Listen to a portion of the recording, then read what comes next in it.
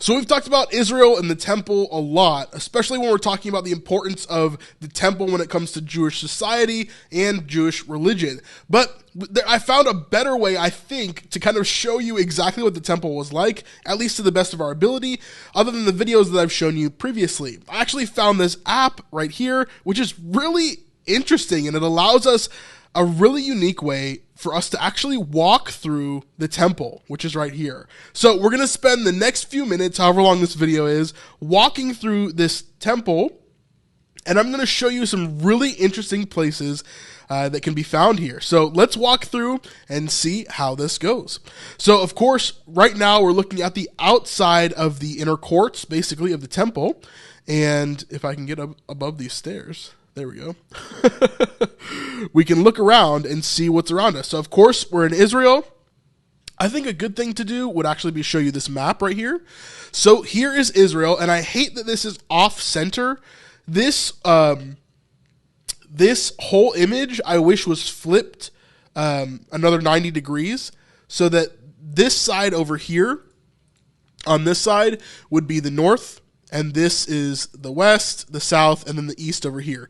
So that's how it should be in reality. The temple here is facing towards the east, and you can see that over here where my cursor is, this is the west side. So over here between Robinson's Arch and Wilson Arch over here, this would be the western wall that we know today, okay?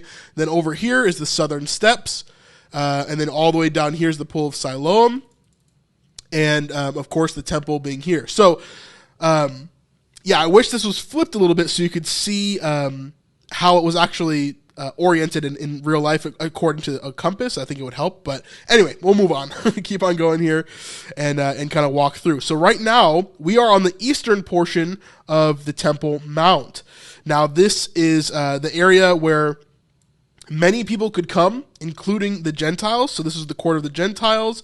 You could walk around here, see all these different places. It didn't cost any money to get in here. You could just see how beautiful this location was. Now, this is the second temple, just to be clear, that is built by Herod.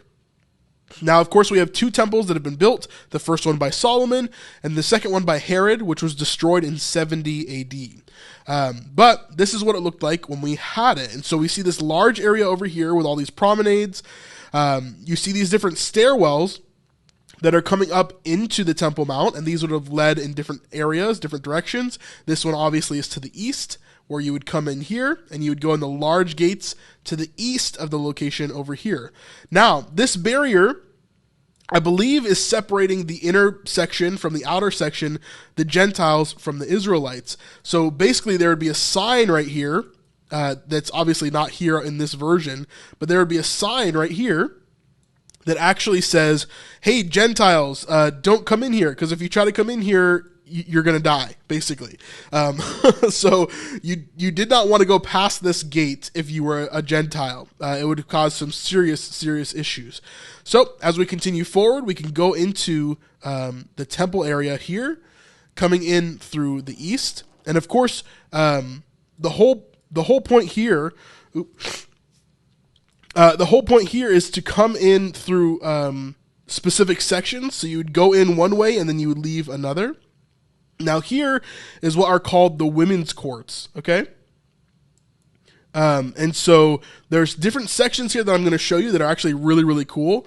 They would house a bunch of different things here, but you can see there are large torches.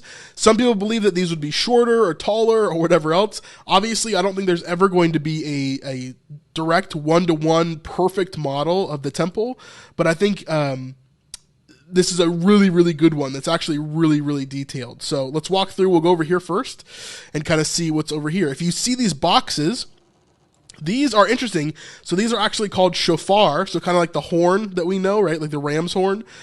These are basically offering boxes, and they would be labeled for different things. So if you wanted to give money for the temple buying wood, or if the temple needed oil or different things like that, then each box would be labeled different things, and you would put your money in there in order for them to buy those specific things. Now, in the corners of these rooms over here, there's different areas where you could go. For example, just like I talked about with wood, here is a wood room, okay? So this is where they would house all the wood for the altar, which we're going to get to in a second. But of course, burning a lot of animals and wood, you'd need a lot of wood to keep that going and to keep the fires going. So obviously that would be an important room. One thing that I love about this model and about this simulation is that it shows you a lot of the mundane things that we don't really think about. It's really cool to think about, like the storage or the clothing or where they kept certain things, where the mikvah would be, things like that. So if we go into this room over here, I heard someone say that this is the room of the Nazarites.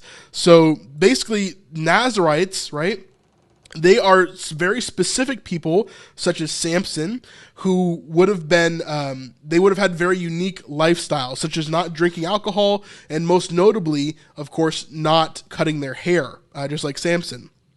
So they would come in here to do specific Nazarite vow things, okay? So they had different clothing and different ritual things. I think at some points they would come in here and they would like cut off pieces of their hair, and they would actually burn it here. So really interesting stuff there. Now we'll go over to this other section. There's some really cool things over here that I found quite unique.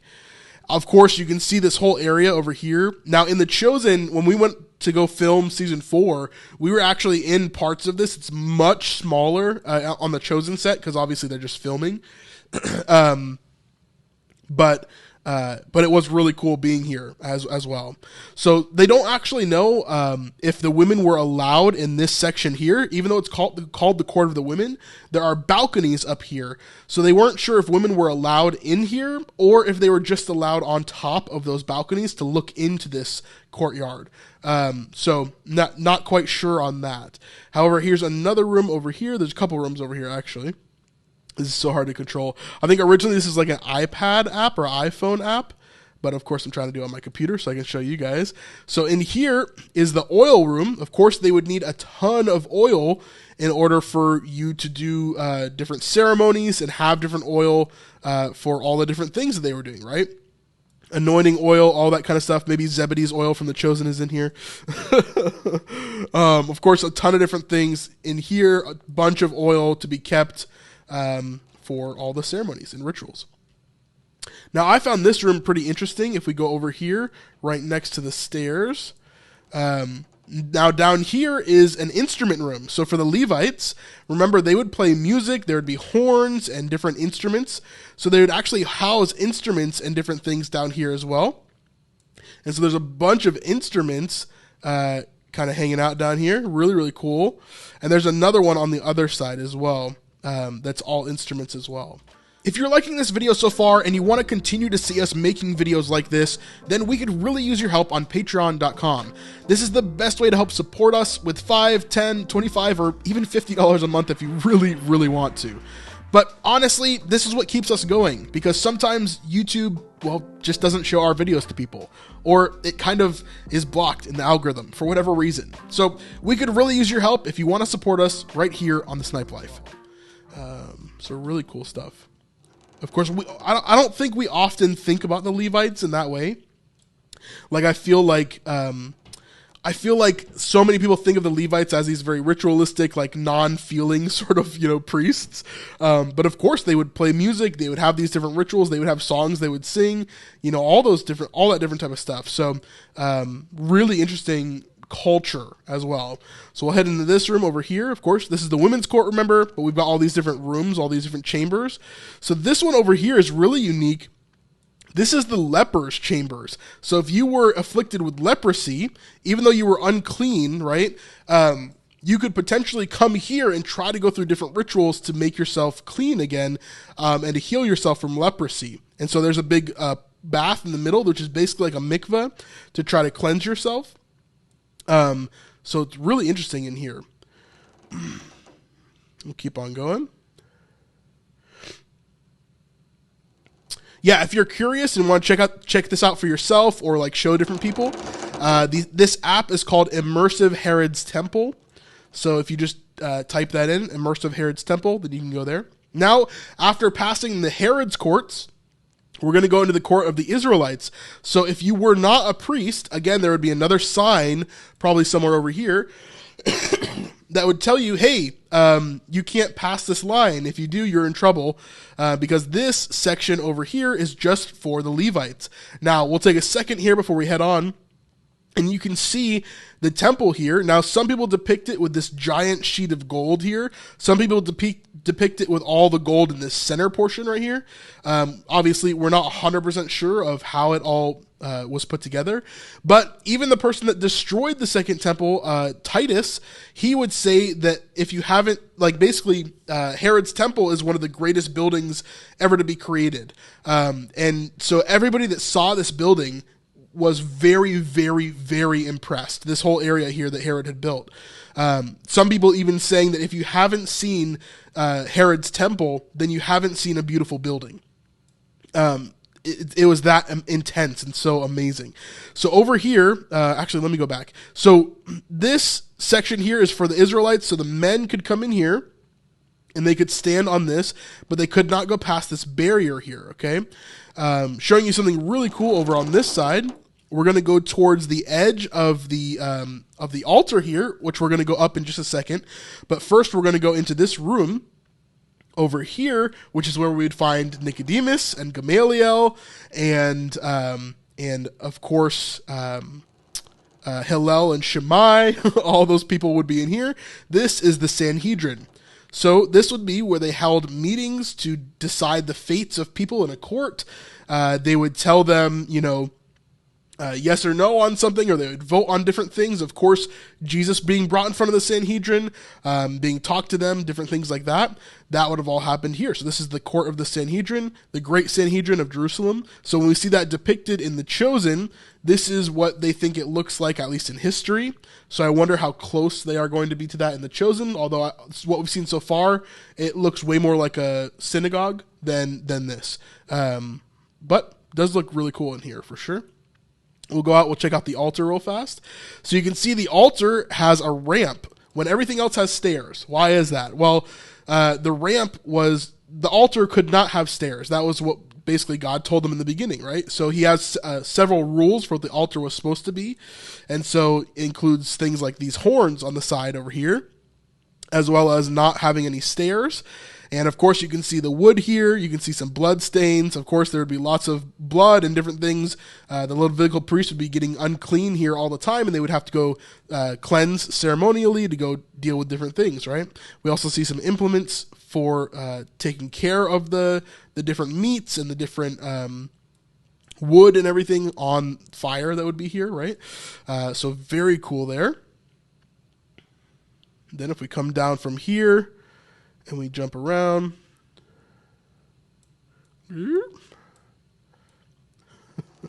We can actually go over to the other side and see the sacrifices that people would bring. So the men would come here, and the men that were not Levites would, of course, stand over here on this side, and they would look over at this side, and they would watch the animal that they brought come and be processed. So the animal would be coming here. They would take out certain parts of the animal. They would hang the animal to skin it. And then, of course, eventually the animal would go to be sacrificed on the altar. So that's kind of how that process worked there.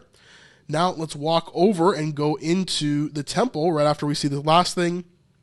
So we see this object right here. This is like when you go to Disney World and they have hand sanitizer everywhere. This is to clean your hands and your feet for the Levites. Those that are doing the different, dissecting of the animals and different things like that.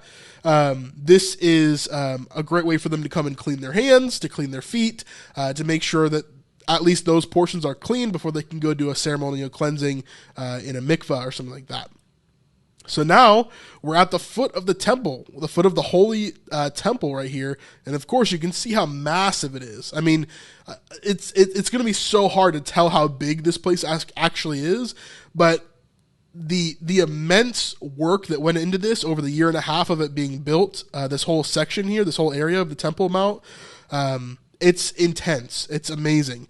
So we can see here a Levite that's in a traditional garb here. And you can see some other ones walking around. They're kind of janky, but they're kind of cool. And of course, we can walk into the Holy Temple. being God's house here. We see a couple of things that we recognize, including the table for the showbread. So here we see the showbread there, 1, 2, 3, 4, 5, 6, 7, 8, 9, 10, 11, 12. So 12 showbread, just like we should see. There's some other implements for drinking and cups and stuff. Of course, that's to be left out for the Lord. Then over here we have the menorah to light up the space, right? There's no windows in here. So if we look around, there's no windows for light. So the menorah would be a part of that light that would be brought into this place. So of course that was very, very important. Now the third table we get over here is the incense. And I love this comment from Timothy because I was just about to get there. Timothy says, let me fix this so it's a little bit smaller.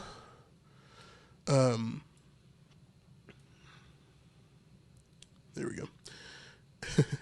Timothy says, not a pleasant thought, but how bad would this entire building smell, given the animals, animal sacrifice, burning animal flesh and all? Yeah, absolutely. That's why this table right here is so important. This is the incense table, and of course, burning incense everywhere. I'm sure it wasn't just in this area right here, but I'm sure it was everywhere that they're burning incense in order to drown out some of that smell.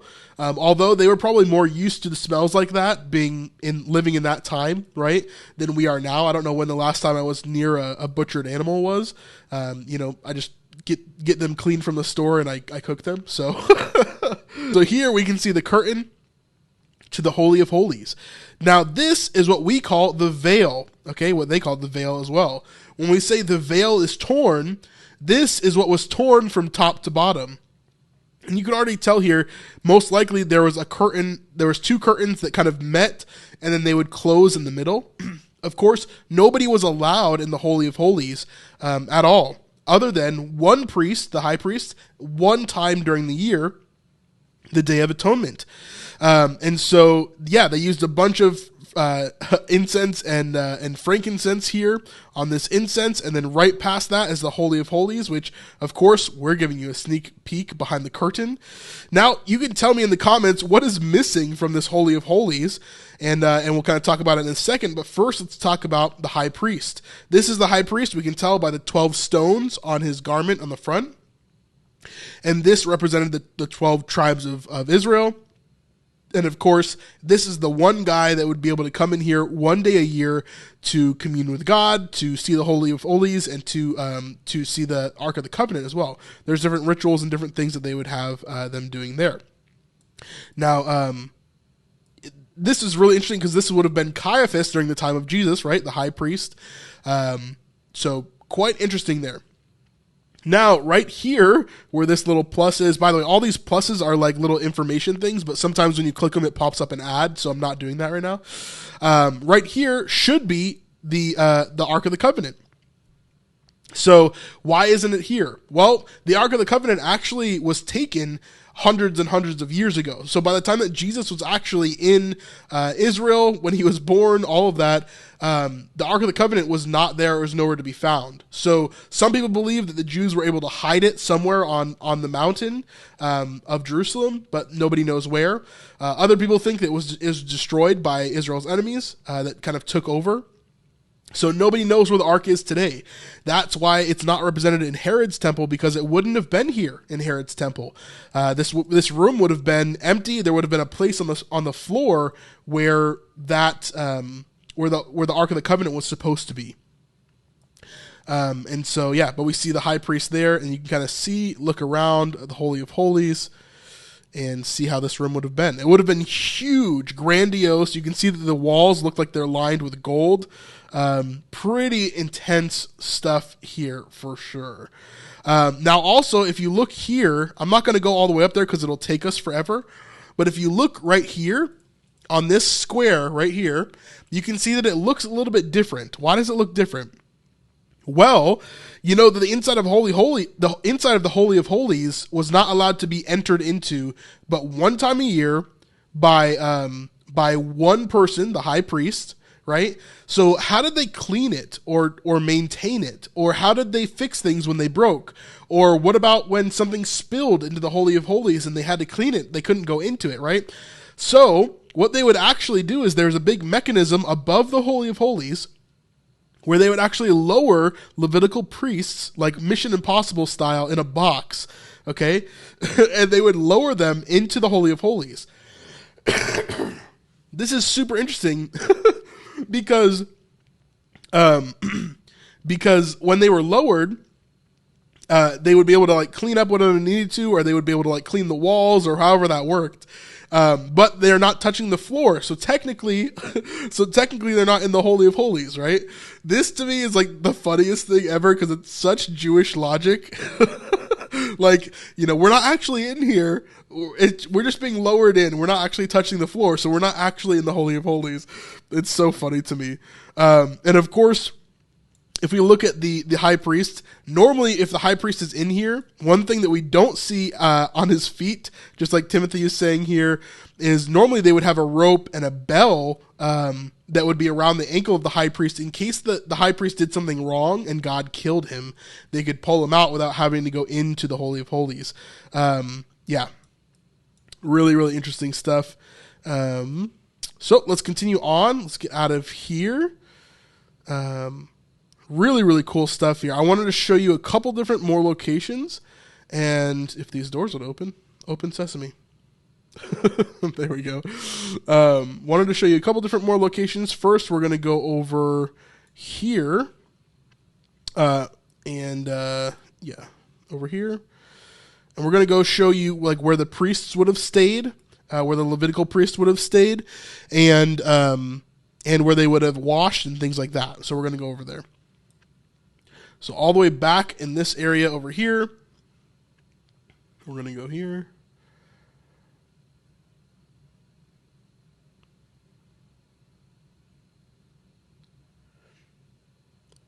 And into this room here, and you can see a bunch of different stuff. So first off, we've got a bunch of clothing. So this is for the Levitical priests to wear different clothing there. Then we've got this location here for pure lambs, where they would keep some lambs for sacrifice, different pens there. Then over here is where the showbread would be made, the bread for different rituals and sacrifices and stuff like that. You can actually see the bread there that would be cooked in these different ovens. So very, very cool. And then we've got this space over here, which is a huge living space. So over here we see there's 4 stories, one on the bottom, 2, 3, 4. 4 stories of beds, basically. So if we go over here, we can see how they're all kind of put together. And you can see there are just rows and rows of beds over here that would have housed all of these Levitical priests. And so they would have slept here, especially during like the holy days and stuff, right? Some of the Levitical priests would never go home. They would just sleep here and they would take care of everything for the holy days, make sure that everything is done properly. So here's that. I believe this place is called the Home of the Hearth. And of course, that's where you see this giant fire here in the middle to heat up the place, keep it warm, keep it lit. Here's where the priests would eat, as they would take part in some of the sacrifices and things like that, like eat some of the sacrifices that were cooked, obviously. Here's some more robes and things.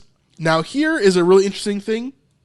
Here is the remnants of the altar previously that was here that was corrupted by, I believe, the Hasmoneans.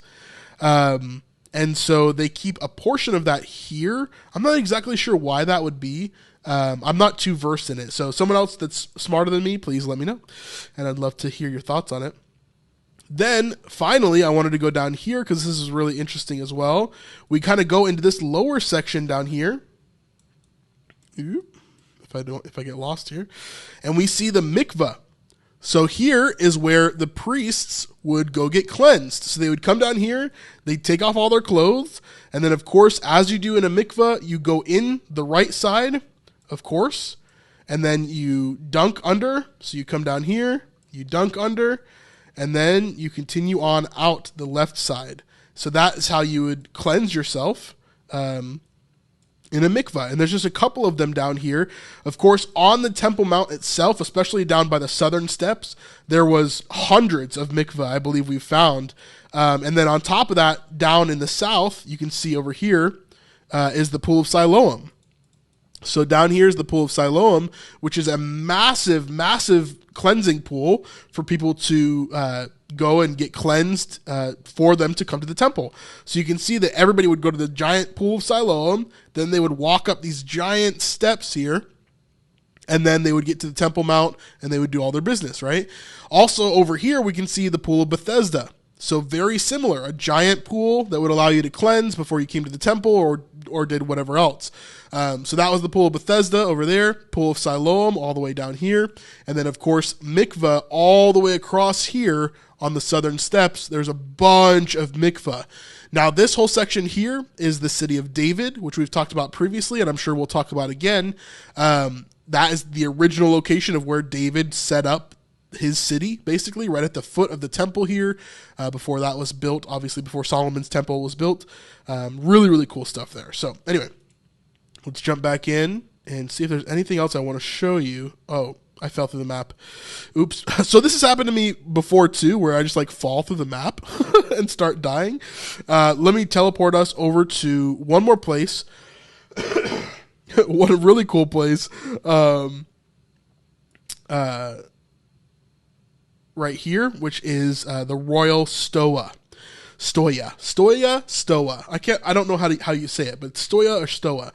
So this is the Royal Stoa. So in modern day, this is where that gray mosque is on top of the Temple Mount. So if you see over here, imagine this whole area over here is where the Dome of the Rock is, okay, right above the Holy of Holies, right above the temple, right there. So that's the Dome of the Rock. Then if you turn around, let me move out forward a little bit. This promenade here is called the Royal Stoa, and this was at the time the largest building in the world, I believe. And this was for very high class people that were related to or knew Herod in some way. This was for the rich and the royal and the very high class. So they would all come here to hang out during the time to see people going to the temple and just to visit, to see this beautiful building, etc. And so there's a lot of important people that would be here. And that's the Royal Stoa there. Then, of course, if we look at the map, we can see the Royal Stoa leads us, if you go underneath it, to the southern steps. I wish we could just continue walking through all of Jerusalem this way. I'm sure one day there will be a way for us to do that. But if we continue on here, I can turn around. We go down these stairs, and these would lead us towards the Pool of Siloam and towards the southern steps. So there's a big hallway here that leads us out, and it just ends here. It doesn't let us go anywhere.